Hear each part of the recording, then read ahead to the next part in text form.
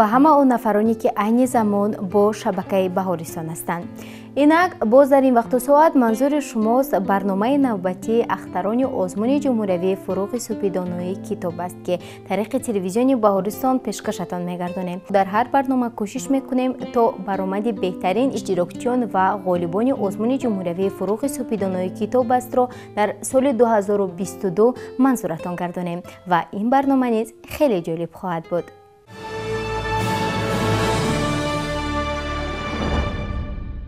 اشتراکچی اولین برنامه من سومن نعمتова می باشد که از ناحیه مسجد به شهر دوشنبه برای اشتراک در دور جمهوری آمده است.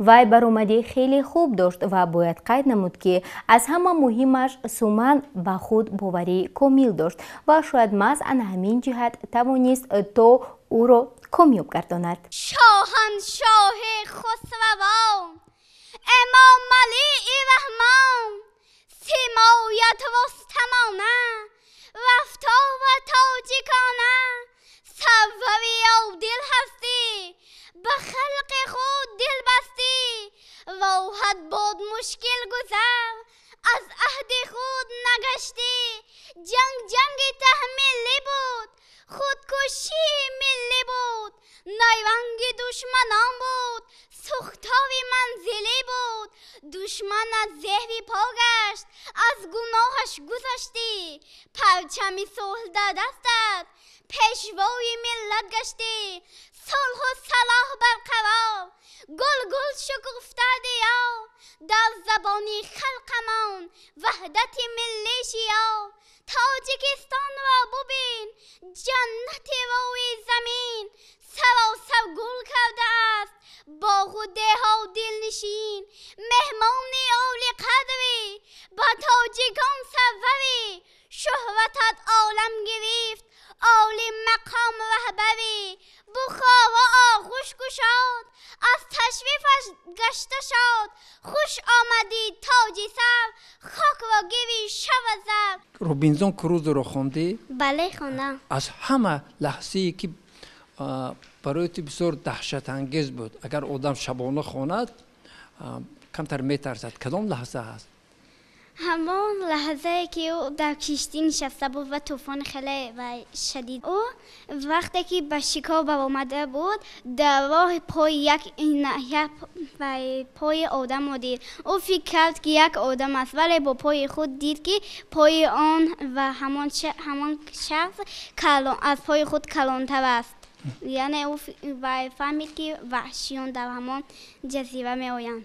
سیاحت گولیور با کشتی با نام انتیلوب به سفر می باید و در اون نیز به مثل همین روبینزون کروزو سیاحت را دوست می داشت و به مثل روبینزون کروزو طوفان شدید می وزد. وقتی که او بعدی طوفان بیدار می شود خود را در لب ساحل می بیند و می بیند که هر تاری موی او را مخچه های خیلی خورده به زمین زدم و آدمان خود دوای او جست و خیز می کنند. وقتی که آدمان خود گولیور را می بینند آنها می ترسند و به کنار می روند. دختری آتش جلال اکرامی رو خوندی؟ بله خوندم. تو در صنف 5 تحصیل میکنی؟ بله. فیروزه در روی صندوق ایستاده بود که در چشمانش شعله میخیستند و با لباسی اناریش بود گلهای اناری داشت. در تنش لباسی گلهای انار. در این وقت او به سیمای دختری آتش مانند شده بود. در پیش نظر او دلارام کنیز شمسیه و سفسنی محروم و مادر او و دیگر کسانی که در جوانیشان هلاک شده بودند میگذشتند چون که به فکر آنها حالا خرسند بودند. جانم فدای یخماس از نسیم رجب. این در باره پسر بچه می رود که فاضل نام داشت. او در مکتب میخوند. برای آنکه برای خانهشان یگان مبلغ آورد اول او بعد قندلات فروشی میکند. بعد قندلات فروشی او یک روز قندلات میگیرد و به بازار میرود. وقتی که او در گازت یک صورت را میبیند هوشش به گازت میشود و او را میخواند. ملیسا میآید و او را دستگیر میکند. برای همین وقتی او با عذاب از ملیس آزاد می شود. در آخر همین یخماسفروش او نیز فریب می دهد. برای همین او تا آخر با او کار کردن می گیرد. قندلات فروشی می کرد. بعد چند وقت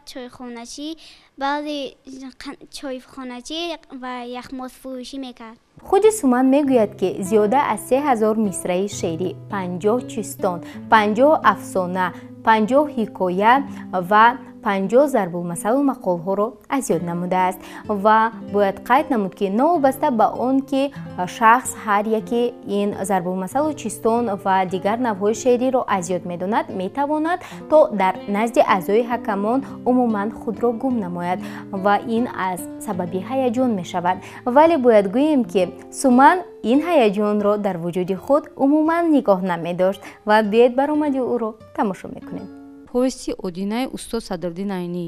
کارخانه نه چندان کلان بود.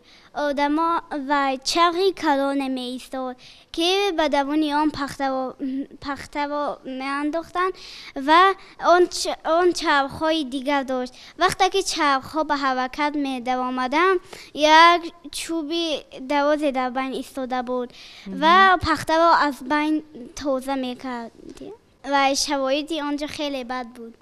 آدینه اگر در زباد کار نمیکرد زنده میمونید. افسانه پسرک خوب. پسرکی بود که با مادرش زندگانی کمبغالانه زندگی میکرد. پدر او وفات کرده بود. روز پسر به بیرون برآمده بود که خوشه گندم را مییابد و آن را به خانهشان میبرد. به مادرش میگوید مادر جان ببینید من خلطه گندم یافتم. اکنون ما گشنه نمیشویم. مادرش میگوید پسر جانم اینو گرفته برو در جایش بمان. پسرک رفته آن را در جایش میماند. مادر میگوید پسرم اگر تو یگان چیز را در یگان جای پیدا کنی آن را نگیر. روزی دیگر بچه ها بازی میکنم که یک پسر میگوید میدانه در یک پالیز خربوزه ها پخته شده اند. بیاید رفته آنها میخوریم. با پسرها بازی شده اما همان پسر بچه بازی نشد. او را مجبور کرده بردن. وقتی که آنها به سر پلیس رفتن هم بعضی ها یکتایی بعضی ها دوتایی گرفتن. صاحبی پلیس فهمیده آمد و آنها را دستگیر کرد. یک نفر خواست که آن پسر بچه را دستگیر کنه ولی صاحب پلیس گفت که او نمیبینی او خربوزه ندزدیده است. برای همین گفت چرا تو اینجا آمدی؟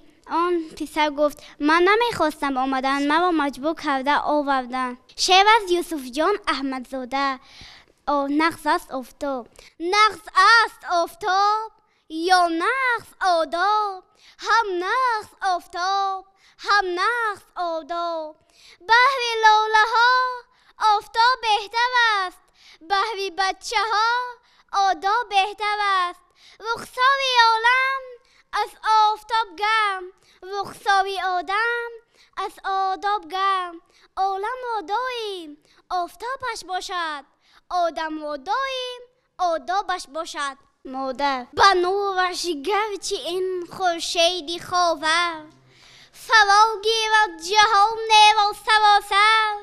نمیگردد ولی که این برابر با این پرقوتی با مهر مادر. فقط مادر به هر گرما و سرما همیشه به سوی گهواره ما. نکردم میجه تحبین شسته شبها. کلان کرد او چو جان بگرفته در بر. وجودش چون به فرزند است پیوند ورا خواند به خود جان و جگربند. اگر خار خلد بر پای فرزند دل مادر شود محزون مقرر.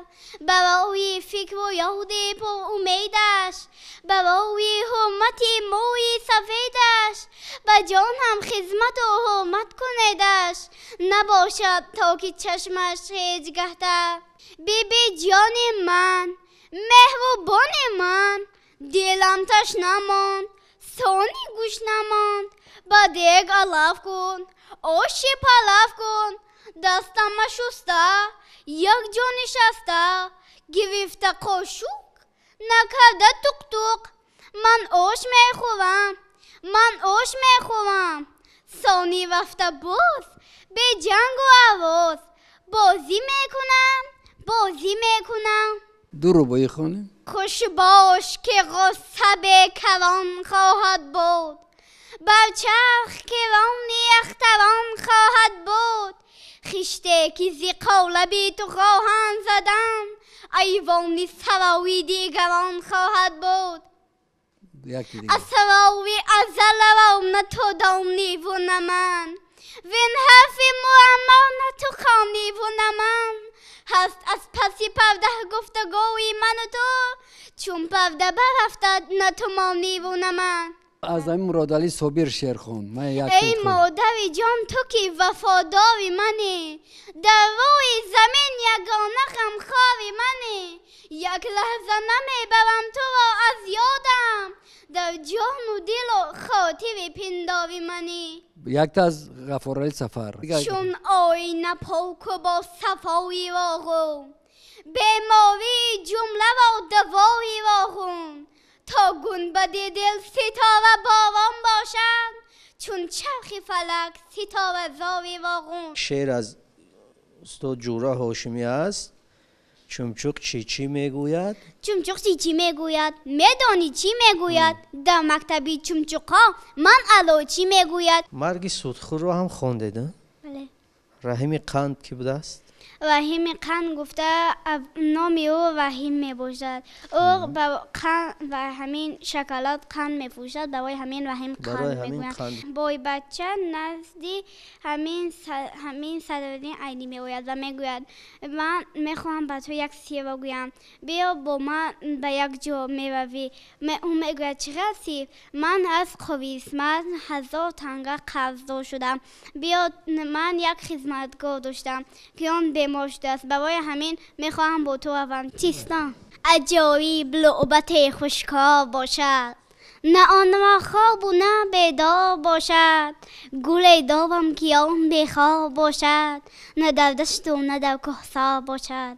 جواب این چیستان علم می باشد. علم است. خودش کلوله درونش کاوک پرد به هر جا سبک و چالاک در یک پوست و ولیکن 4 دانه دارد هزاران با تشکر هر کس برایم آورد. چهارمغز. بله. 2 برادر گاه وزنین و گاه سبک و گاه برابر. ترازو.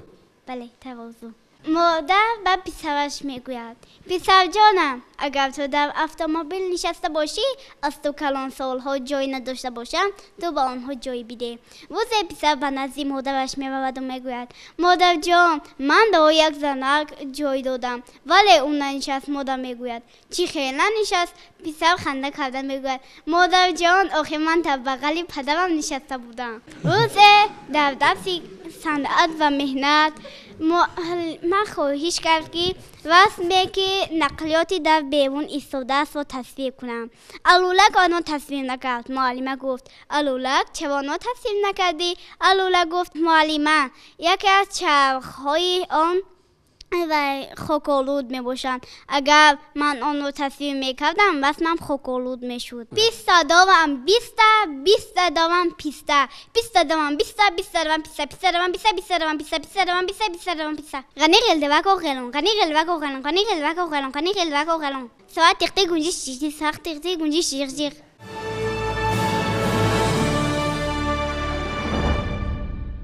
азиза хун исмоилова аз ноҳияи деваштич ба шаҳри душанбе омадааст. вай хеле духтараки зираку кунҷкоб аст ва мехоҳад дар ҳама ҷо пешсаф бошад.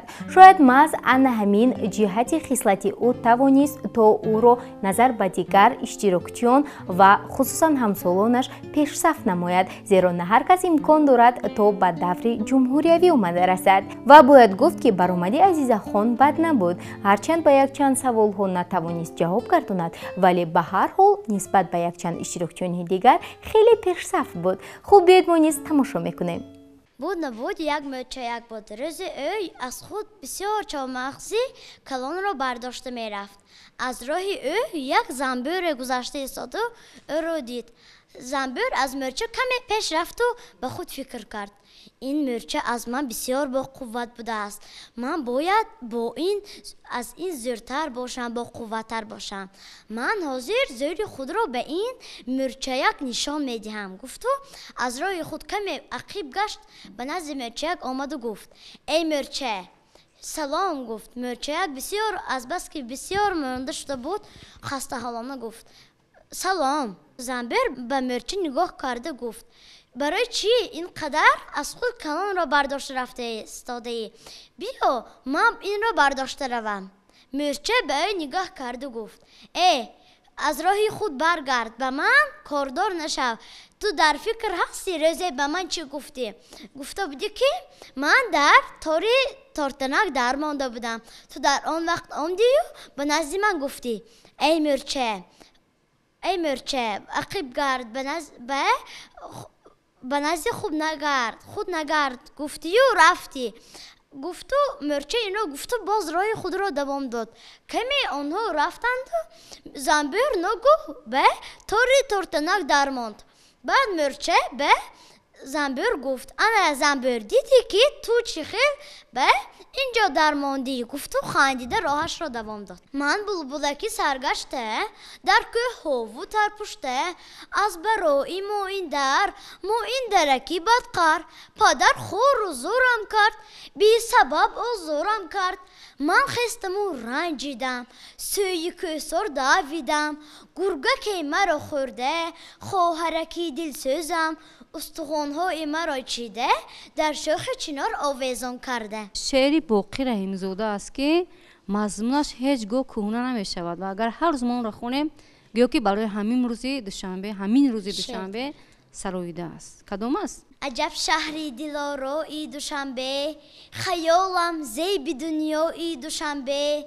شدم سرسبز در آغوش مهرت، چو دل در سینه ام جایی دوشنبه. بگیردد خلق بسته که ساران، تو را گردیده حامی و نگهبان. همیشه باشی تا که سبز و خرم، ز دل جاری نموده که ساران. عجب شهری دلارایی دوشنبه، خیالم زیب دنیایی دوشنبه. مورچه ها را پلات تولید چی نام میگذارد؟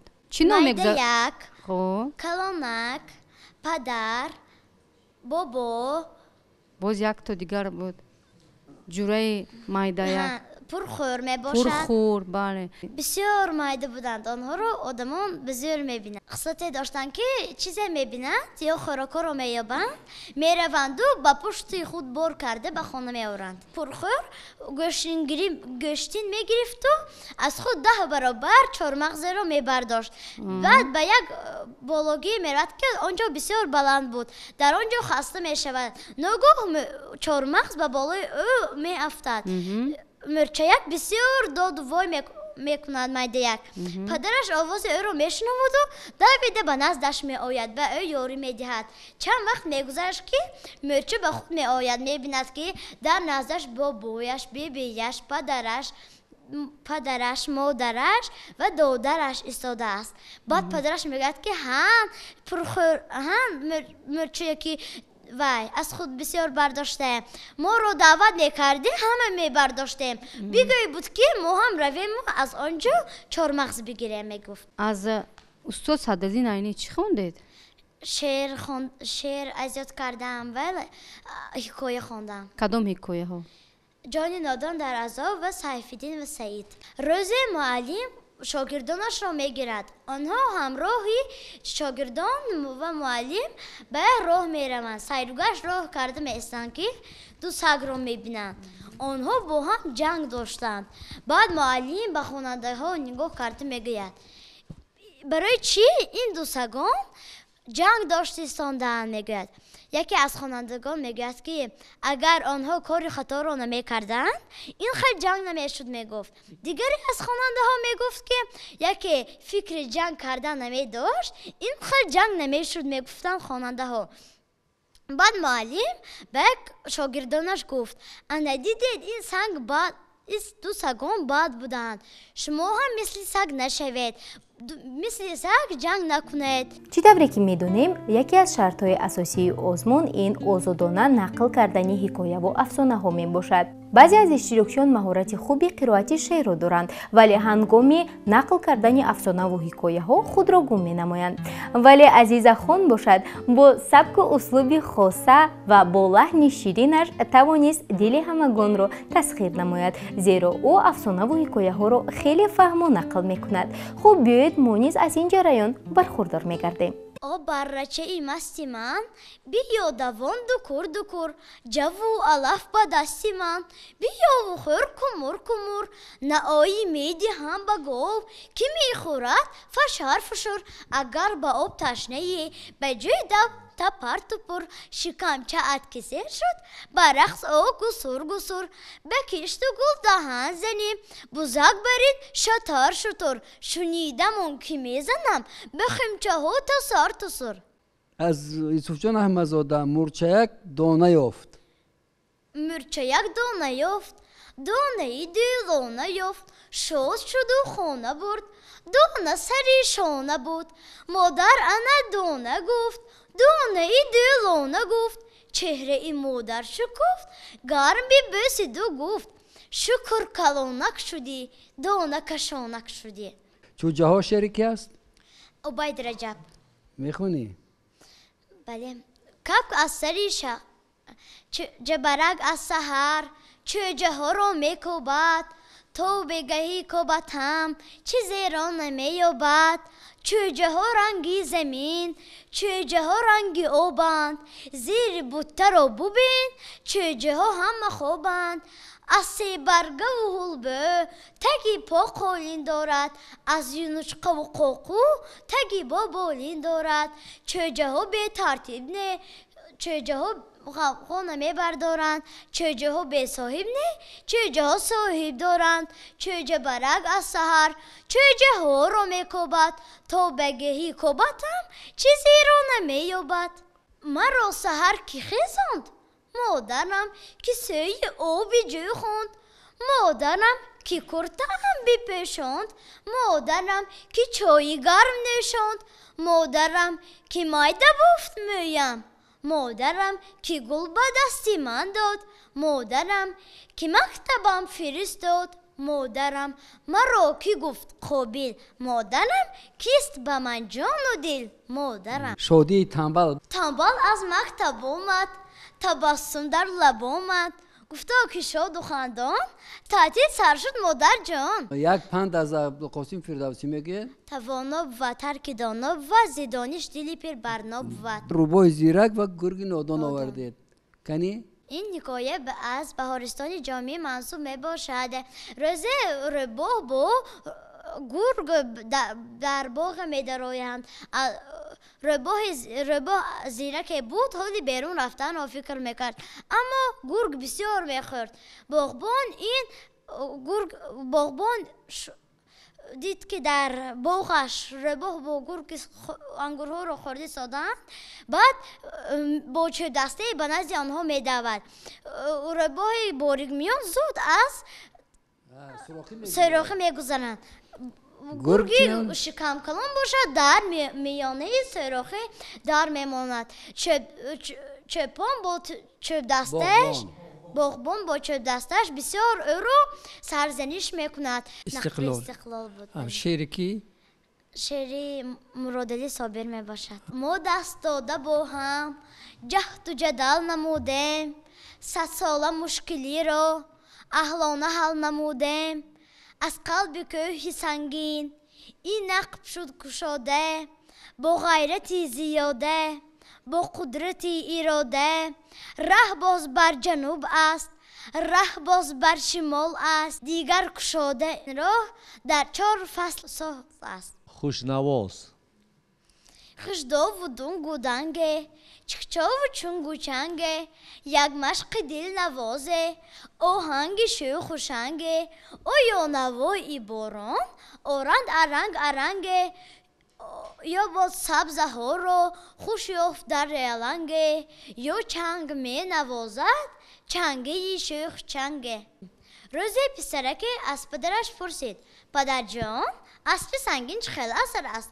پدر جواب داد عصر زمان قدیم در آن وقت همه چی سنگین بود. پسر حیران شد و از پدرش پرسید پدر جان کامپیوتر هم سنگین بود میگوید. باز یک تا دیگر شیرینک بیبی نبری 3 سالش را به آغوش گرفته گفت اوه این قدر شیرینکی.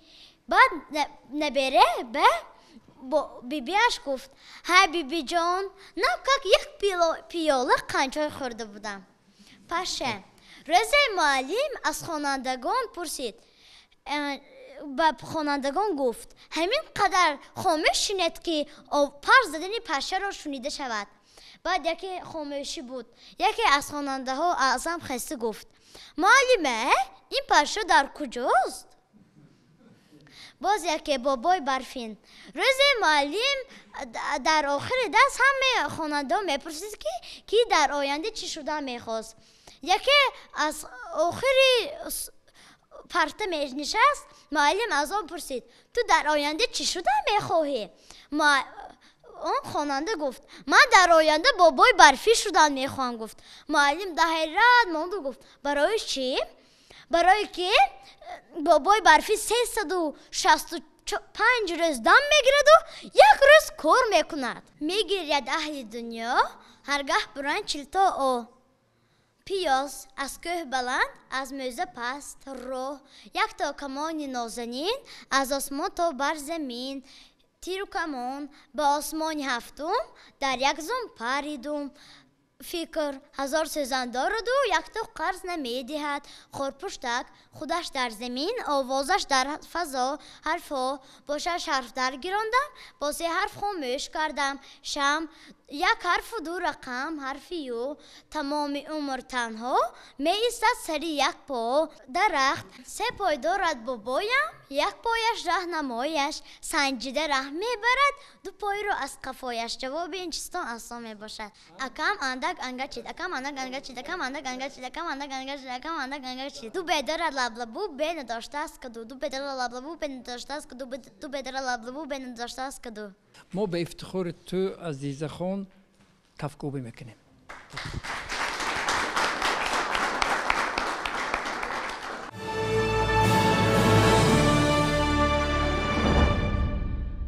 اشتراکچی دیگری که عین زمان برآمدش آماده پخش است فریده خوجامова می باشد.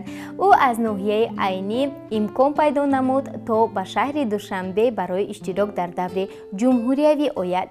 خود وی میگوید که خیلی ترس و هیجان دارد و شاید خود را گم نماید، ولی به هر حال برآمدی او خیلی خوب بود و فکر میکنم که در یاد تماشابینان و اعضای حکمان نیز باقی مانده است. زمین داری زمان داری تو امروز، جهان در جهان داری تو امروز.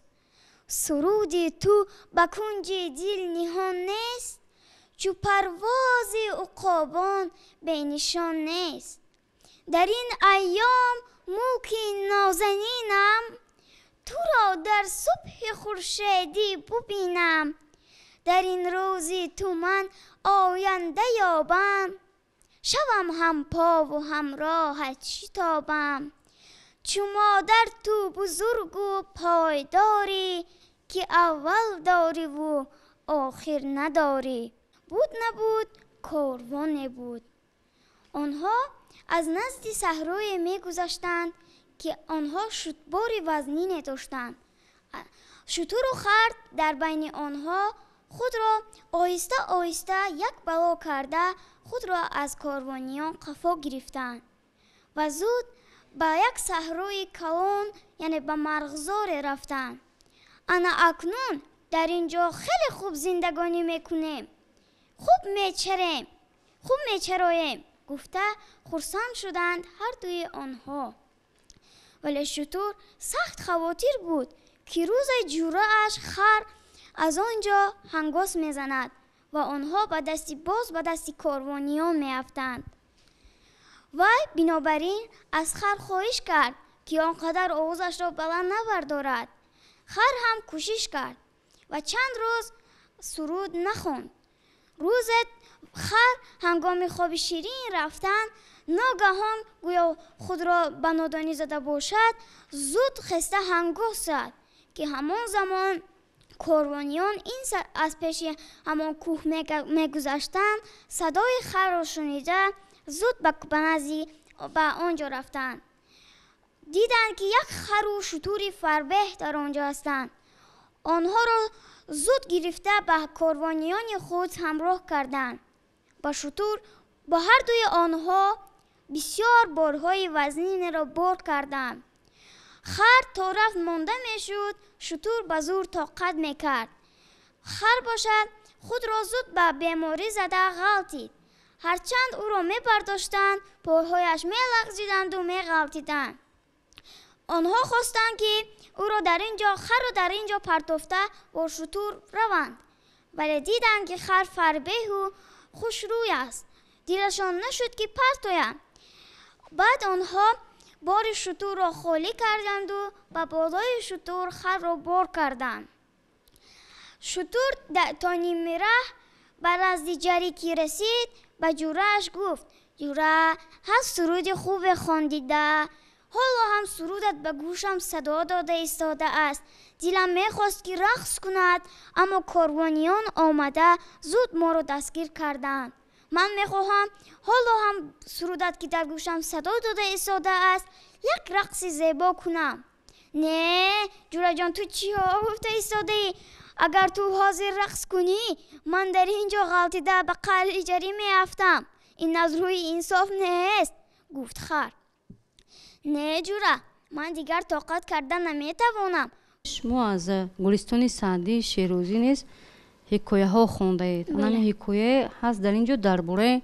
نوشروان عادل نوشروان عادل روز در جنگل سعدی را کباب کردند و نمک نبود با یکی از غلامانش گفت نمک به قیمتش آورد تا رسم نشود و رستا خراب نشود کوه کژدم و سنگپوشت کژدم با زهر مضرت به نزد جوی کلان می رسد در آنجا به اندیشه می افتد که چی طور از این دریای کلان گذرد آخر وی نه شنا کردن می تواند کو سنگپوشت در آن جایها می گشت دلش به کژدم سوخت و خواست کژدم را از آنجا گذراند و رفته کژدم را به پشتش بار کرده از آن طرف تا به میانی جوی کلان دریا که رسید کژدم چیزی را تق تق تق به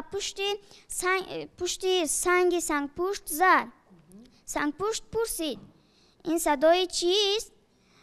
کژدم جواب داد این صدای نیش من است هرچند که میگویند ترک عادت امر محال است این عادت را پرتافتن نمیتوانم سنگپوشت فکر کرد که از این حیوان نشدار خلاصی نیست او را باید غرق کنانید که دیگران نیز از ضرر وی خلاص خورند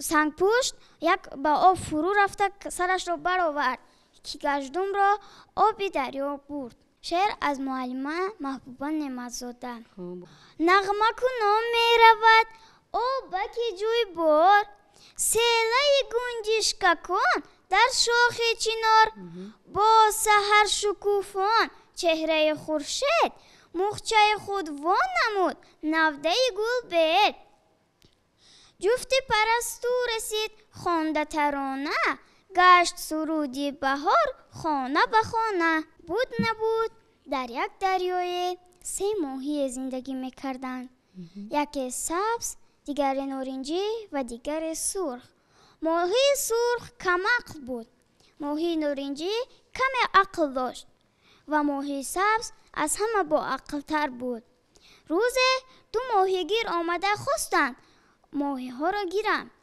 ماهی سبز که بر اندیشه بود به یک طرف دریا گذشته می ایستاد ماهی نارنجی هم به ماهی سبز تعصب کرده از قفای وی راه می رفت ماهی سرخ باشد عموما به گپ جوره هایش گوش نمی کرد هزاران بار ماهیچه سبز به سرخ تاکید میکرد که احتیاط باش که به دام ماهیگیران نافتی، ولی ماهی سرخ به گپهای آنها عموما گوش نمیداد. خیر امروز نشد روز دیگر، گفته ماهیگیران رفتند و پگاه آمدند. ماهی سبز و نارنجی با هم مصلحت کرده از آن دریاچه گریختند. ماهی سرخ باشد که کمعقل بود به هیچ کجا نرفت و او را ماهیگیران دستگیر کردند. وی در آخر پشیمان شد که چرا به حرف دوستانش گوش نکرد. این دخترک را بینگرید، در تن لباسی سبسفید، مهمان به نزدی ما شده است، شادی کنید. نامش زمستان بچه ها، بر پیشواز او روید، گوید مهمان مرحمت، خوش آمدید. در جوانی دار پیران را عزیز، تا عزیزی دیگران باشی تو نیز. علتی مردم ز پرخوری بود، خوردنی پر تخمی بیماری بود. راحت نبود حسودی شوم را، کاذبی بدبخت را نبود وفا. توبه بدخو کجا محکم بود، میر بخیلان را مروت کم بود. گرچه من لیلی اساسم، دل چو مجنون در هواست. سر به صحرا میزنم، لیکن حیا زنجیری پاست. بلبل از شاگردیم شد همنشینی گو به باغ. در محبت کاملم، پروانه هم شاگرد ماست. در نها خونم ظاهر، گرچه رنگی نازنین.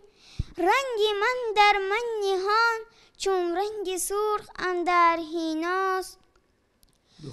دختری شاهم ولیکن رو به فقر آورده ام. زیب و زینت بس همینم، نام من زیب و نساست. مکتب به تو یاد میدهد علم و ادب، مکتب ز تو میبرد غم و رنج و تب. یک نقطه مختصر ز مکتب گویم، آدم نشود مگر کسی از مکتب. تلخک برآورد دندانش از یاد، دندانش آمد آخر به فریاد. ما را نشستی، ما را تو کشتی، بی جانک ما لقانک ما.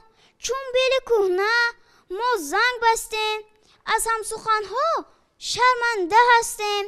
دندان بشوید دای مدینه، از او بیاید بوی پودینه. و مهمانی نو جستیم، نام خوب و مناسب. من گفتم نامش نظر، او گفت نامش صاحب. من گفتم اینش زیبا، او گفت اینش زیباتر. بعدی بحثی زیاده، نامش شد صاحب نظر. نیمی نام از آن من، نیمی نام از مراد است.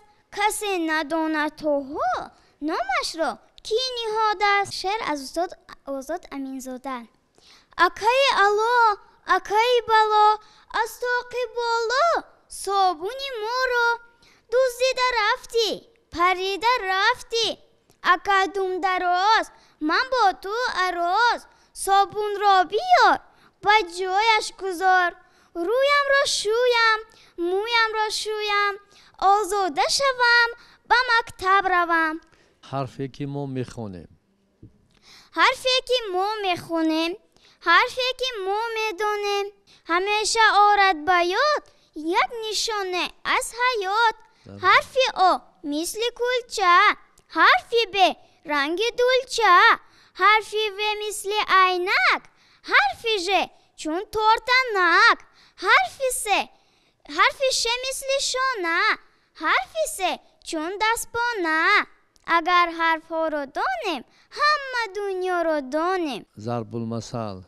کار به استاد خواهی ساختن، جاهلانه جان بخواهی ساختن. سخنچین شریک شیطان است و دشمن انسان. هر کو به زبان خود سخندان گردد دانستن صد زبان آسان گردد. پند از استاد ابوالقاسم فردوسی.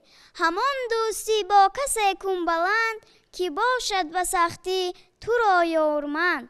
چیستان لطیفه از اسب بالا از سگ پست سه دو در سری راه شود از آنها آگاه. اولش حرفی کلان آخرش نقطه باشد بنیاد کلمه ها گوید نامش چی باشد؟ از یک در می درایی از سه در می برایی خودش یک تا دومش دوتا. از افندی پرسیدن اگر آب نباشد چی میخوری؟ گفت چای.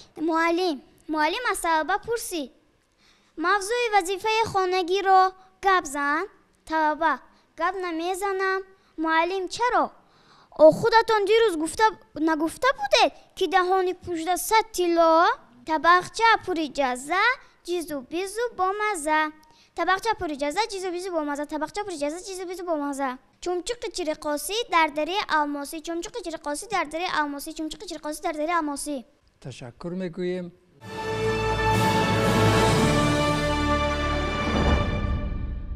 тамошобинони азиз, инҳо буданд якчанд нафар иштирокчиён ва ғолибони озмуни ҷумҳуриявии фурӯғи супидонои китоб аст ки аз рӯи номинатсияи адабиёти кӯдакону наврасон ва осори шифоҳӣ иштирок намуда маҳорати худро санҷиданд ва умедвор ҳастем ки ин нафарон барои шумо низ намунаи ибрат хоҳанд шуд, зеро новобаста ба он ки гоҳо комёб мегарданду гоҳо не, ба ҳар ҳол кӯшиш мекунанд бовариро аз даст надода боз дар солҳои минбаъда иштирок намоянд ва бовар дорем ки шумо низ албатта яке аз беҳтарин иштирокчиёни озмуни ҷумҳуриявии фурӯғи супидонои китоб аст дар соли 2023 хоҳед шуд.